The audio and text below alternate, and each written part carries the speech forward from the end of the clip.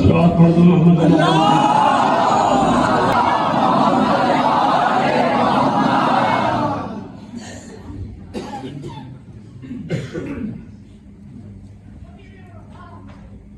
लोग तो बस मिसरा सुनिए, हम तो बस हज़रत अब्बास का डर जानते हैं। समझ जाना, बोलना जरूर। मुझे नहीं पता है कि किसके पहलू में अब्बास बैठे हैं और किसके पहलू में अकबर बैठे हैं, मुझे नहीं पता, मगर बज़ाहिर हम समझ रहे हैं कि हमारा अजीज़ है, ये है, वो है। जिसका जश्न हो रहा है इस वक्त, उसके जश्न में सब मौजूद है, ठीक है। और सबकी निगाहें हमको देख रही हैं, आपको भी देख रही हैं, शुरू से इस वक्त तक देख रही हैं कि आपने किसके साथ इंसाफ किया। तो थोड़ा खास मुलाजा फरमाए। हम तो बस हज़रत अब्बास का डर जानते हैं। ये मिसरा था, हाजिर करता हूँ। लोग तो बस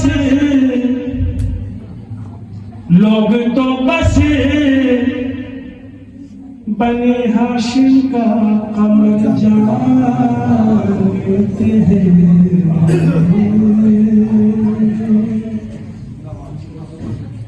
लोग तो बस, अच्छा आप जानना चाहेंगे कि वो कौन है जो नहीं बोला है अब तक?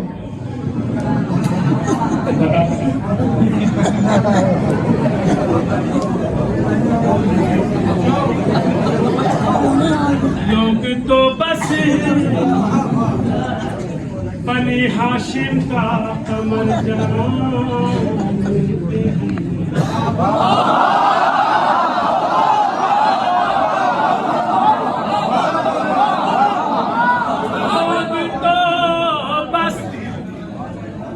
हाशिम का कमर जानते हैं। लोग तो बस बनी हाशिम का कमर जानते हैं। हम तो अब्बास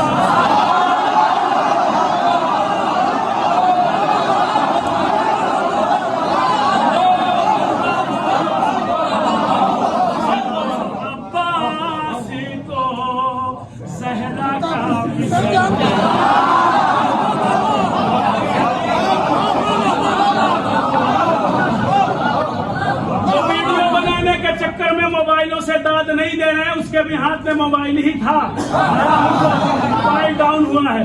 अगर बना रहे हो तो बनाने से मना नहीं करूंगा, क्योंकि ये तो खुद बना रहे हैं, आपको मिल जाएगा, ये तो खुद ये काम कर रहे हैं। मगर आप भी बना रहे हैं तो बनाइए, मगर दाद जरूर दीजिए, ठीक है। और नहीं देंगे तो फिर समझ लीजिए। साहब होते तो छोड़ देता कि मेरा भांजा है, भतीजा है, हम छोड़ने वाले नहीं।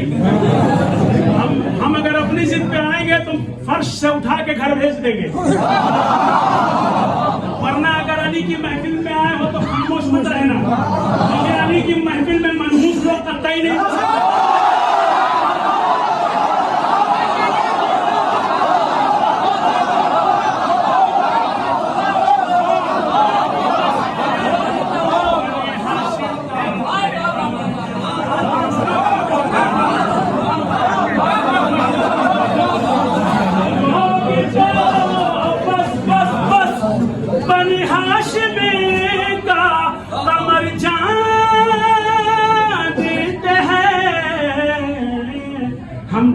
हम तो अब्बास को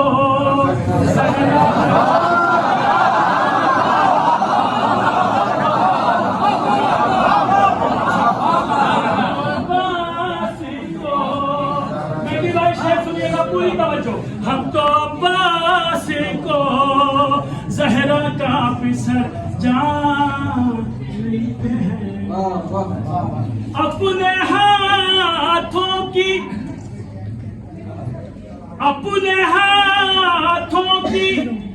लकीरों का हमें इल्म नहीं।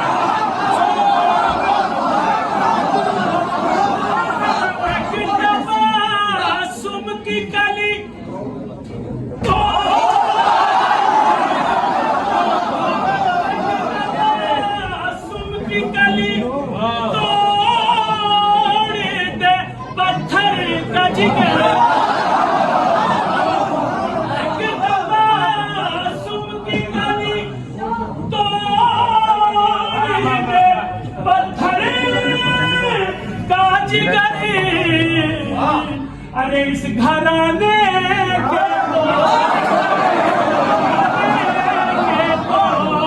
अरे बच्चे भी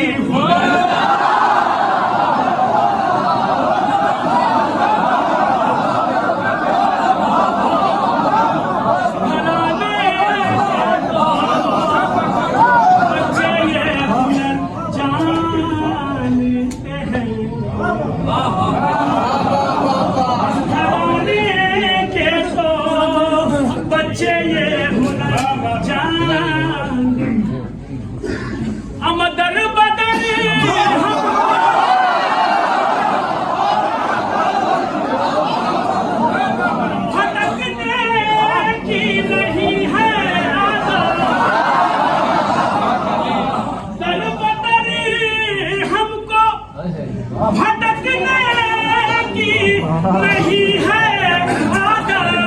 अरे हम तो बस हाजिर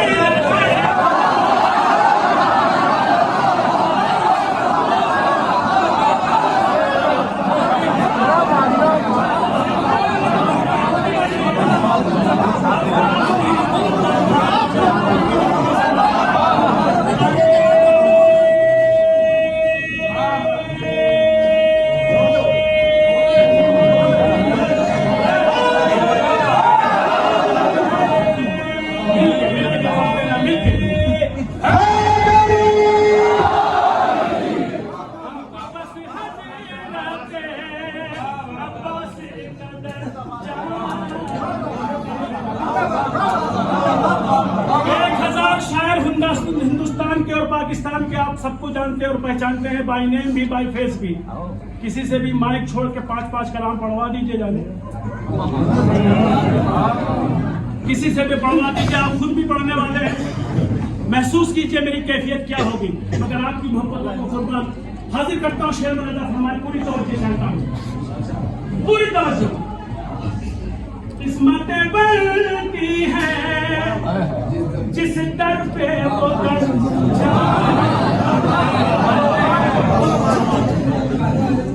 किस्मतें बनती हैं जिस दर पे वो दर जाने दे। किस्में हिम्मत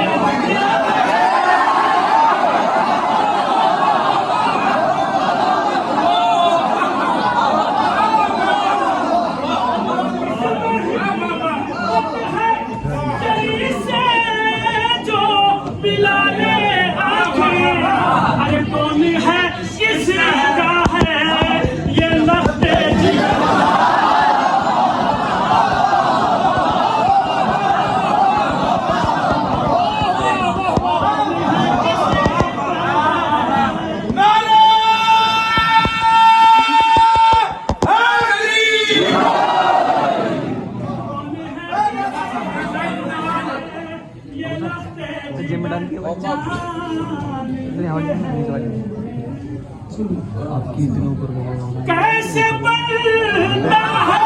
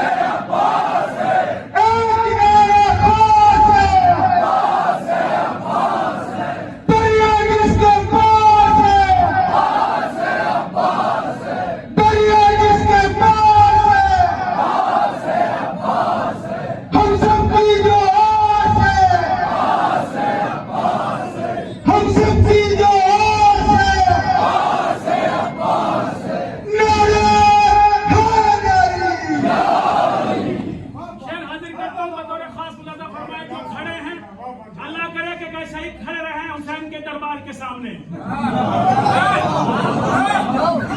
जिंदगी भर ऐसे ही खड़े रहे हुसैन की बारगाह में, एक गुलाम की हैसियत से, एक नौकर की हैसियत से हाथ बांध करके खड़े रहे। जो अगर इस गलत से खड़े हो रहे हैं तो खड़े रहे, और अगर सिर्फ इसलिए खड़े हैं कि हम नहीं बैठेंगे या इमाम बारगाह के अंदर नहीं जाएंगे कि हम पाक नहीं है, नजीस है,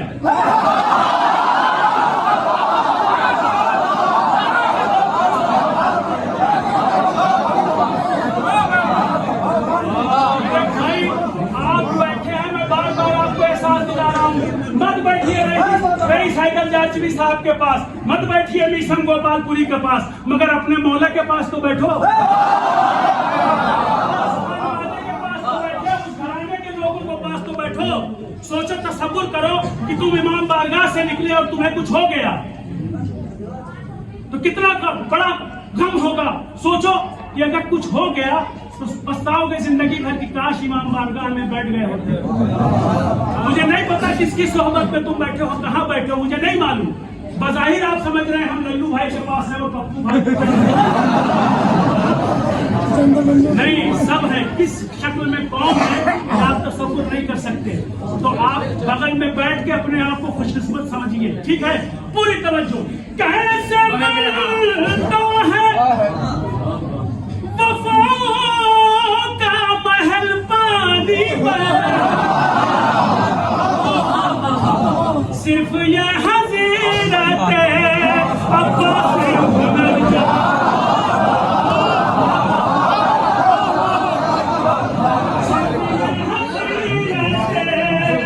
अब्बास हुनर जानते हैं। अब ये कहना छोड़ दो कि मौला से मांगा था दुआ कबूल नहीं हुई, इमाम बारगाह में जाके 40 दिन अगरबत्ती मोमबत्ती जलाया, दुआ कबूल नहीं हुई, ये कहना छोड़ दो। अब पूरी तवज्जो चाहता हूँ, शेर सुनो। एक शेर इन लोगों के लिए भी पढ़ रहा हूँ जो इधर पर्दे के पीछे है, ठीक है, उनके लिए भी। अब शेर सुनिए, पूरी तवज्जो। वास्ता देके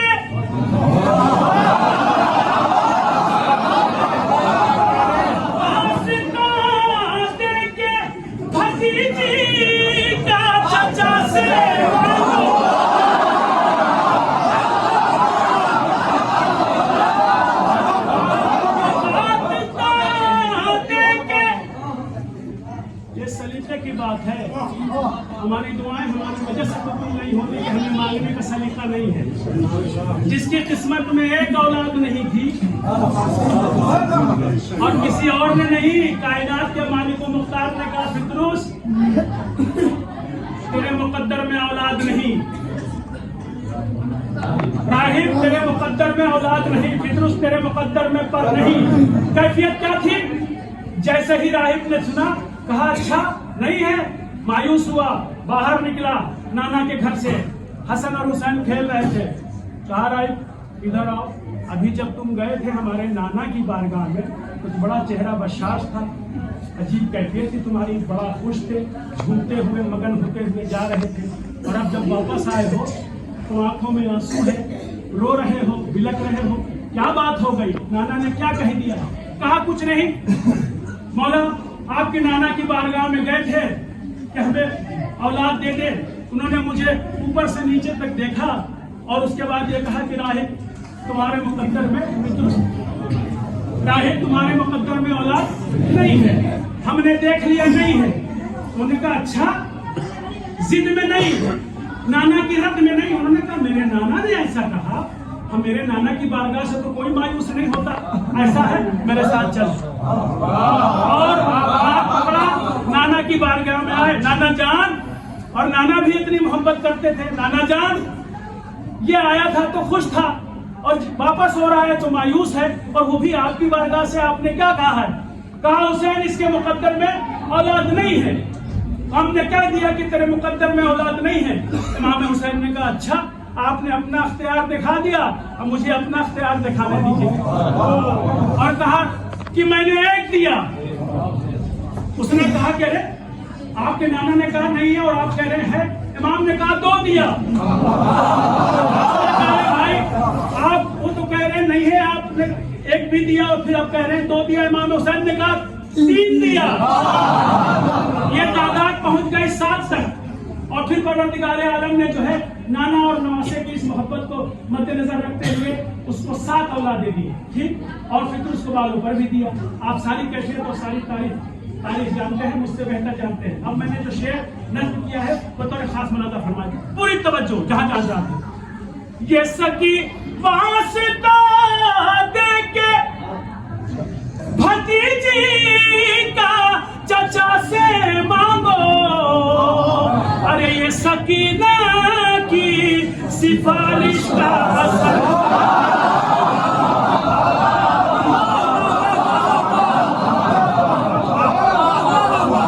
ये सकीना की सिफारिश का असर जानते हैं।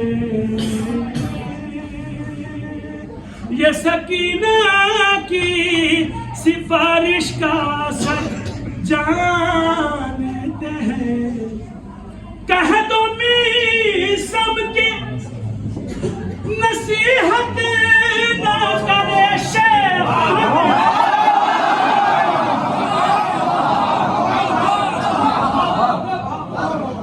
कह दो मीसम के कहाँ जा रहा भाई, इसका क्या मतलब है? पूरी दुनिया हंस रही, पूरी दुनिया।